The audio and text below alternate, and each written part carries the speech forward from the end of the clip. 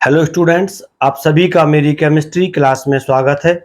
Students, आज के इस क्लास में हम रसायन विज्ञान के एक सामान्य टॉपिक इलेक्ट्रोड पोटेंशियल या इलेक्ट्रोड विभव का अध्ययन करेंगे। हम जानते हैं कि विद्युत अपघटनी सेल हो या विद्युत रासायनिक सेल हो, इन दोनों प्रकार के सेलों में विद्युत धारा का प्रवाहन इलेक्ट्रोड्स के द्वारा किया जाता है और इलेक्ट्रोड्स सामान्यतः धातु की छड़ें होती हैं और इसी कॉन्सेप्ट के आधार पर हम इलेक्ट्रोड विभव या इलेक्ट्रोड पोटेंशियल का अध्ययन करेंगे। तो हम शुरू करते हैं इलेक्ट्रोड पोटेंशियल या इलेक्ट्रोड विभव।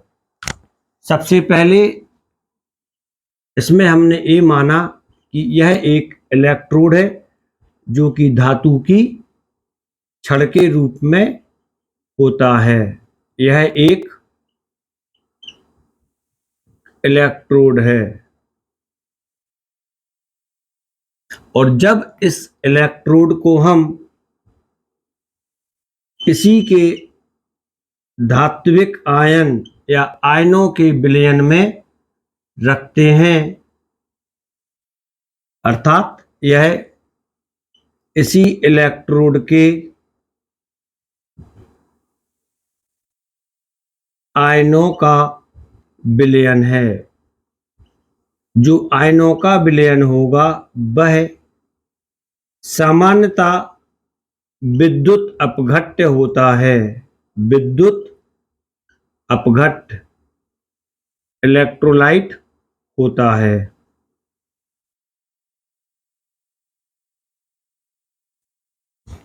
यहां पर आपको एक चीज ध्यान रखना है कि जिस धातु का हम इलेक्ट्रोड लेते हैं उसी धातु के हम आयनों का प्रयोग करते हैं। जैसे यदि हमारा इलेक्ट्रोड जिंक का है, Zn का है, तब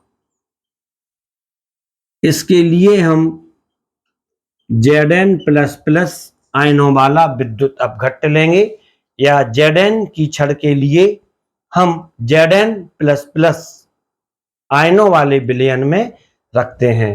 और यदि हमारा इलेक्ट्रोड कॉपर का है तब इस इलेक्ट्रोड के लिए हम Cu++ आयनों वाले विलयन में रखते हैं। और यदि हमारा इलेक्ट्रोड आयरन का है, Fe का है, तब इसको हम Fe++ वाले आयनों के विलयन में रखते हैं। और इसी आधार पर हमारी जो इलेक्ट्रोड विभव या इलेक्ट्रोड पोटेंशियल होता है उसकी डेफिनेशन प्रारंभ होती है। तो जब किसी इलेक्ट्रोड को, यहीं से आप शुरू कर दें, इसके आयनों के विलयन में रखा जाता है, तब यह जो इलेक्ट्रोड होता है इसमें इलेक्ट्रॉन त्यागने की, तब इस इलेक्ट्रोड में इलेक्ट्रॉन त्यागने की या इलेक्ट्रॉन ग्रहण करने की प्रवृत्ति उत्पन्न हो जाती है। एक टेंडेंसी इसमें आ जाती है। या तो यह अपने अंदर से इलेक्ट्रॉन त्यागने लगेगा या यह इलेक्ट्रॉन ग्रहण करने लगेगा। इसकी प्रवृत्ति उत्पन्न हो जाती है। इसके कारण ये जो इलेक्ट्रोड होता है या तो ऋणावेशित हो जाता है, इसको मैंने आपको सिंपल वर्ड में बता दिया है, ये इलेक्ट्रोड या तो ऋणावेशित हो जाएगा या यह इलेक्ट्रोड धनावेशित हो जाएगा। तो स्टूडेंट्स, यहां पर आप आवेश के संरक्षण के नियम के बारे में जानते ही होंगे। आवेश के संरक्षण का नियम, यदि किसी वस्तु पर ऋणावेश उत्पन्न हो रहा है तो जो वस्तु उसके संपर्क में होती है उस पर उसी के बराबर किंतु विपरीत मात्रा में आवेश उत्पन्न हो जाता है। तो यहाँ पर जो इलेक्ट्रोड है अपने आयनों के विलयन के संपर्क में है तो इस विलयन पर विपरीत आवेश उत्पन्न हो जाता है। यदि इस इलेक्ट्रोड पर ऋणावेश उत्पन्न हुआ है तो इस विलयन पर धनावेश उत्पन्न हो जाएगा, और यदि इस इलेक्ट्रोड पर धनावेश उत्पन्न हुआ है या यह इलेक्ट्रोड धनावेशित हुआ है, तब इसका विलयन ऋणावेशित हो जाएगा। यहां पर एक कॉन्सेप्ट आपका क्लियर हो गया है। और इसके पश्चात जब यह इलेक्ट्रोड ऋणावेशित होगा या यह इलेक्ट्रोड धनावेशित होता है, इलेक्ट्रॉन नहीं पढ़ना है, इसको इलेक्ट्रोड पढ़ना है, एक पर मैंने लिख भी दिया है। तब इन दोनों इलेक्ट्रोड और विलयन के बीच एक विभव स्थापित हो जाता है। एक विभव स्थापित हो जाता है। इस विभव के लिए हम इलेक्ट्रोड विभव कहते हैं। इस विभव के लिए हम इलेक्ट्रोड विभव या इलेक्ट्रोड पोटेंशियल कहते हैं। तो स्टूडेंट्स, अभी आपने इलेक्ट्रोड विभव या इलेक्ट्रोड पोटेंशियल की एक सामान्य कॉन्सेप्ट या जनरल संकल्पना को समझ लिया है। अब क्वेश्चन आता है कि इसके आधार पर हम इलेक्ट्रोड विभव की परिभाषा किस प्रकार से देंगे। तो इसकी परिभाषा लिखना बिल्कुल सरल है। इलेक्ट्रोड विभव की जो परिभाषा रहेगी या जो डेफिनेशन रहेगी वह निम्न प्रकार से होती है। आप इसको शुरू से पढ़ते जाएं। जब किसी इलेक्ट्रोड को, और इसके साथ साथ आप जो रे डायग्राम बना है इसको भी देखते जाएं, तो आपके कॉन्सेप्ट और ज्यादा क्लियर हो जाएंगे और आपको ये डेफिनेशन भी याद हो जाएगी। यदि आप इसका एक दो बार प्रैक्टिस कर लेंगे इस डेफिनेशन की, तो आपको ये लॉन्ग टाइम तक याद रहेगी। जब किसी इलेक्ट्रोड को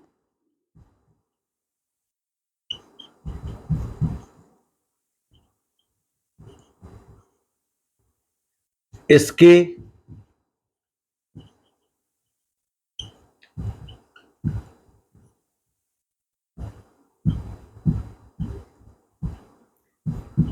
आयनों के विलयन या आयनों के विद्युत अपघट्य के विलयन, दोनों में से आप कुछ भी लिख सकते हैं। आयनों के विलयन में रखा जाता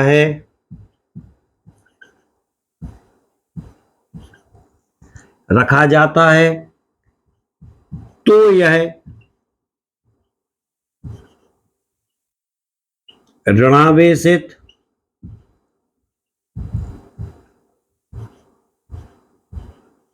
या धनावेशित हो जाता है।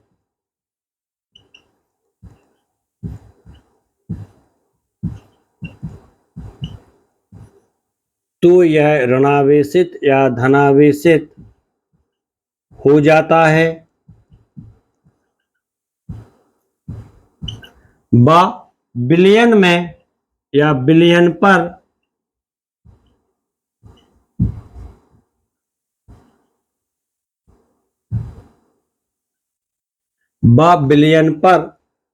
विपरीत आवेश उत्पन्न हो जाता है।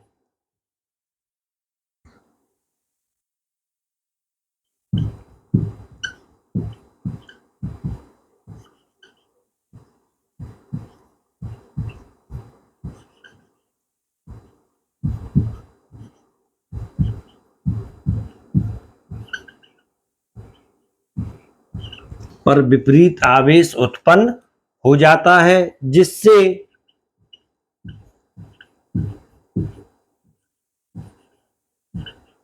इनके बीच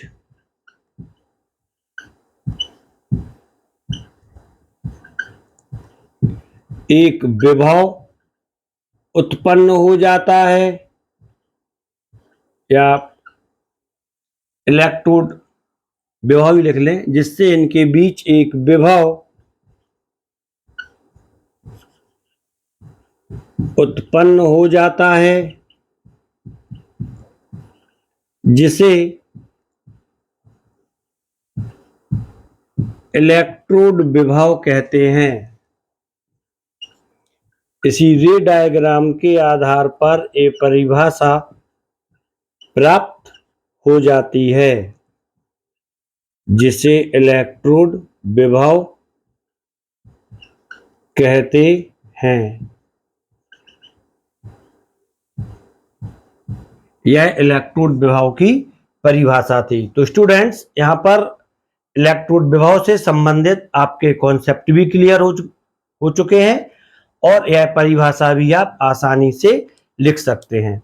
इसके पश्चात क्वेश्चन आता है कि इलेक्ट्रोड विभव क्या किसी कारक पर या किसी फैक्टर पर डिपेंड करता है या निर्भर करता है? तो इसका आंसर है हाँ। इलेक्ट्रोड विभव 4 कारकों पर निर्भर करता है। अब हम इलेक्ट्रोड विभव जिन कारकों पर निर्भर करता है उसका अध्ययन करेंगे। इलेक्ट्रोड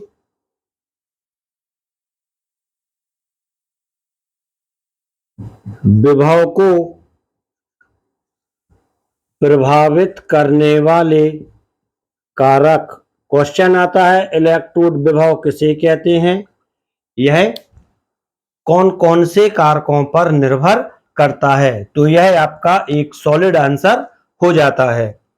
इलेक्ट्रोड विभव को प्रभावित करने वाले कारक।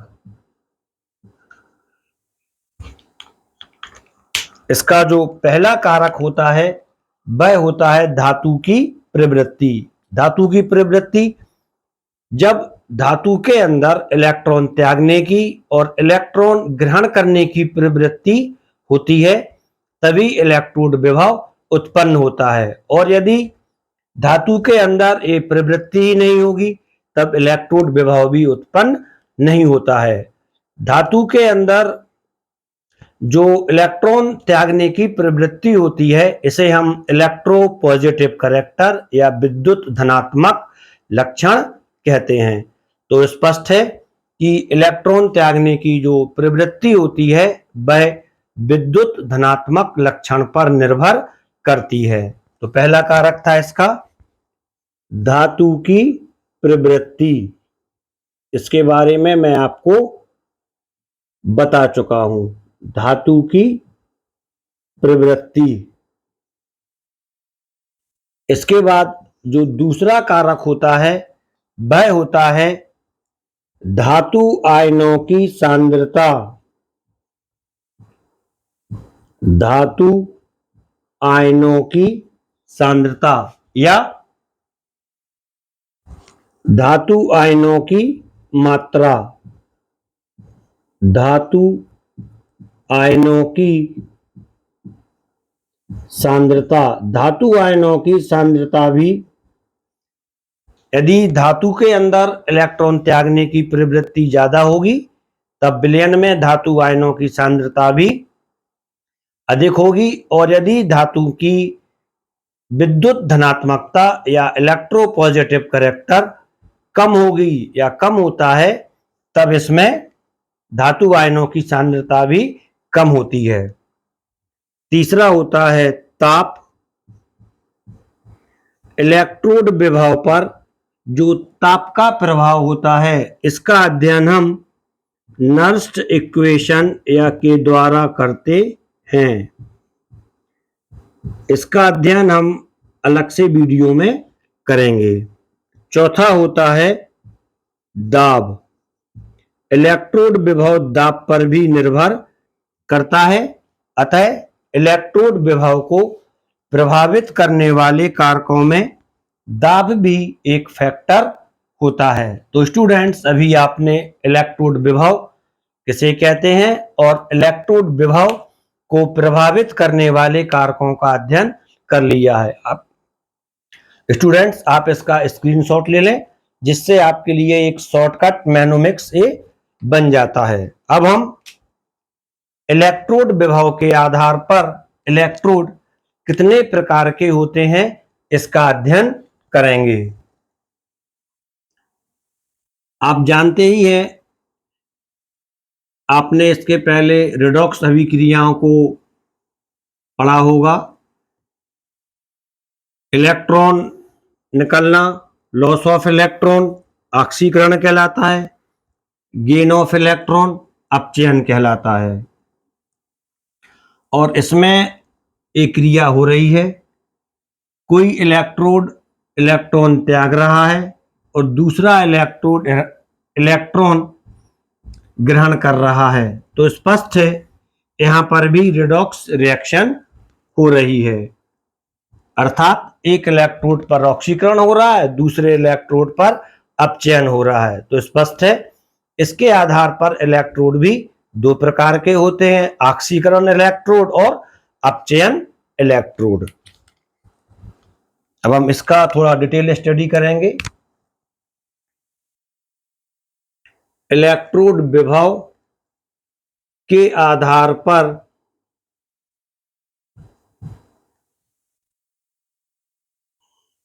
इलेक्ट्रोड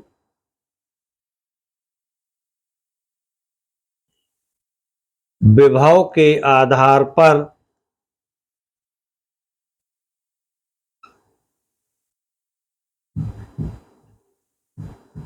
इलेक्ट्रोड्स के प्रकार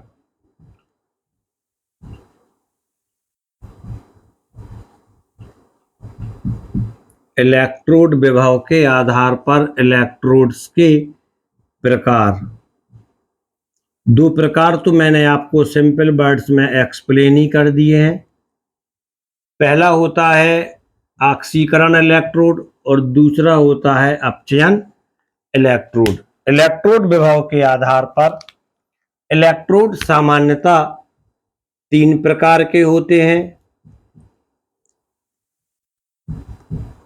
पहला होता है ऑक्सीकरण इलेक्ट्रोड,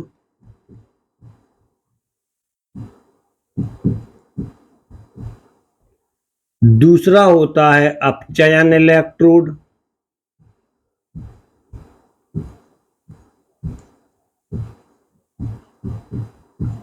और जो तीसरा वाला इलेक्ट्रोड है वह होता है नल इलेक्ट्रोड या उदासीन इलेक्ट्रोड। नल या उदासीन इलेक्ट्रोड, इसके नाम से ही स्पष्ट है कि इस इलेक्ट्रोड पर ना तो ऑक्सीकरण होता है और ना ही अपचयन होता है, अतः इसे नल या उदासीन इलेक्ट्रोड्स कहते हैं। तो स्टूडेंट्स, अब हम इन दोनों इलेक्ट्रोड्स का अध्ययन करेंगे। सबसे पहला इलेक्ट्रोड है ऑक्सीकरण इलेक्ट्रोड या ऑक्सीडेशन इलेक्ट्रोड। इसकी सामान्य सी परिभाषा वही होती है, वह इलेक्ट्रोड जिस पर ऑक्सीकरण होता है ऑक्सीकरण इलेक्ट्रोड कहलाता है। वह इलेक्ट्रोड जिस पर ऑक्सीडेशन होता है ऑक्सीडेशन इलेक्ट्रोड या ऑक्सीकरण इलेक्ट्रोड कहलाता है। इसको आप पूरा लिख लें, वह इलेक्ट्रोड जिस पर ऑक्सीकरण होता है ऑक्सीकरण इलेक्ट्रोड कहलाता है। इस इलेक्ट्रोड के जो परमाणु होते हैं इस इलेक्ट्रोड के जो परमाणु या एटम होते हैं, माना यह किसी धातु का है तो उसके लिए हमने लिख लिया M। ये परमाणु अपने इलेक्ट्रॉन इलेक्ट्रोड के लिए दे जाते हैं और स्वयं विलयन में धनायन के रूप में चले जाते हैं। चूंकि इस प्रक्रिया में इलेक्ट्रॉन निकल रहा है, अतः इस क्रिया के लिए हम ऑक्सीकरण बोलते हैं और इस इलेक्ट्रोड पर ऑक्सीकरण ही हो रहा है। यहाँ पर आपको एक चीज का ध्यान देना है कि इस इलेक्ट्रोड पर ये इलेक्ट्रॉन इकट्ठे होते जा रहे हैं, ये वाले इलेक्ट्रॉन इस पर एकत्रित होते जा रहे हैं। अतः यह इलेक्ट्रोड ऋणावेशित होता है। यह इलेक्ट्रोड कैसा रहेगा?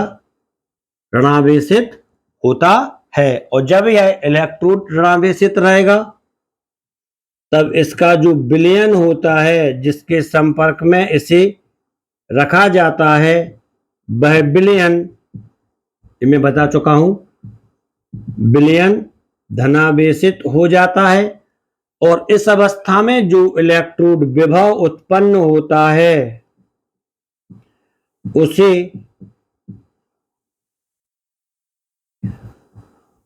ऑक्सीकरण इलेक्ट्रोड विभव कहते हैं। जो इलेक्ट्रोड विभव उत्पन्न होता है उसे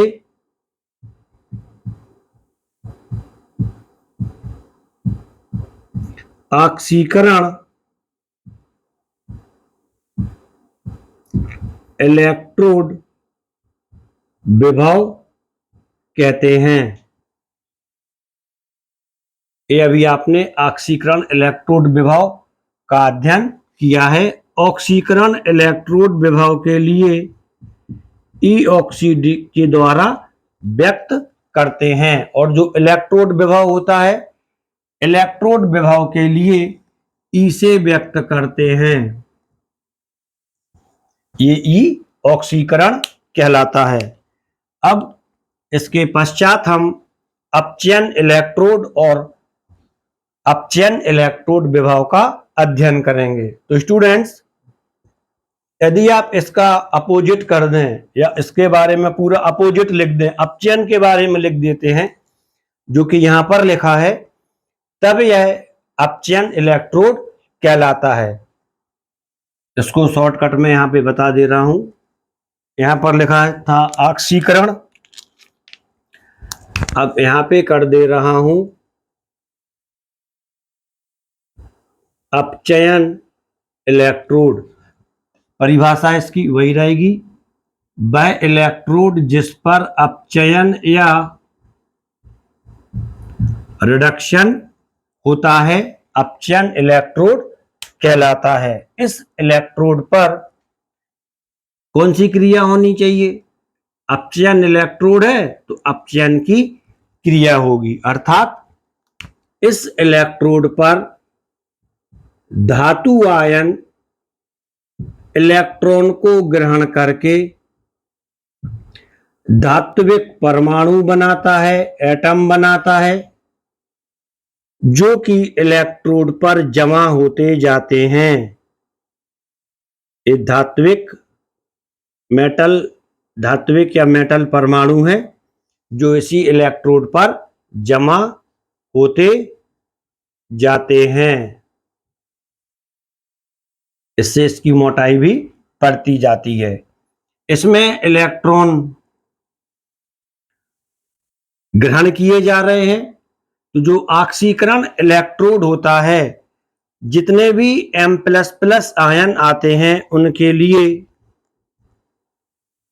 इलेक्ट्रॉन देता जाएगा, तो एक इसमें कन्वर्ट होते जाएंगे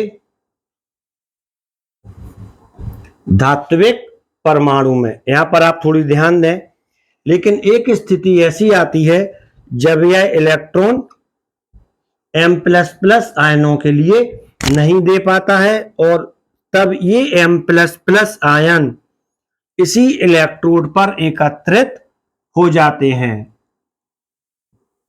ये क्रिया कौन सी कहलाएगी? अपचयन।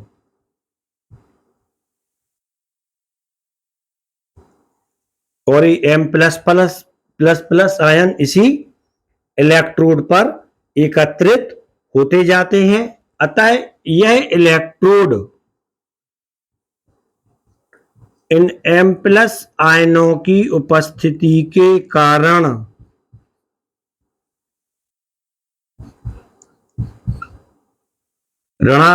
धनावेशित होता जाएगा।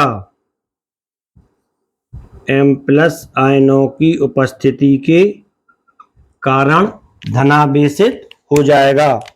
जो ये चीज मैंने यहाँ पे बताई थी, मैंने इसका कारण भी यहाँ पर एक्सप्लेन कर दिया है, एक ऐसा क्यों होता है। आपको थोड़ा ध्यान से सुनना है, पैशंस और सब्र के साथ इसको समझना है और आपको अपने कॉन्सेप्ट भी क्लियर करना है। तो यह इलेक्ट्रोड धनावेशित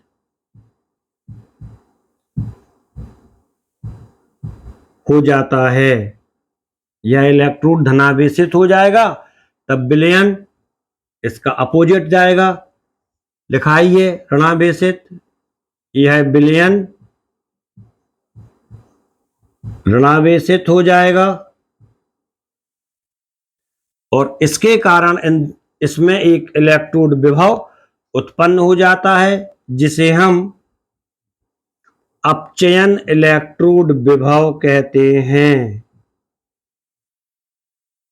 जिसे हम अपचयन इलेक्ट्रोड विभव कहते हैं। और अपचयन इलेक्ट्रोड विभव के लिए ई रिडक्शन RED लिखकर व्यक्त करते हैं। तो स्टूडेंट्स, अभी आपने इलेक्ट्रोड विभव क्या होता है, कौन से कारकों पर निर्भर करता है और इलेक्ट्रोड विभव के आधार पर इलेक्ट्रोड्स कितने प्रकार के होते हैं, इसका अध्ययन कर लिया है।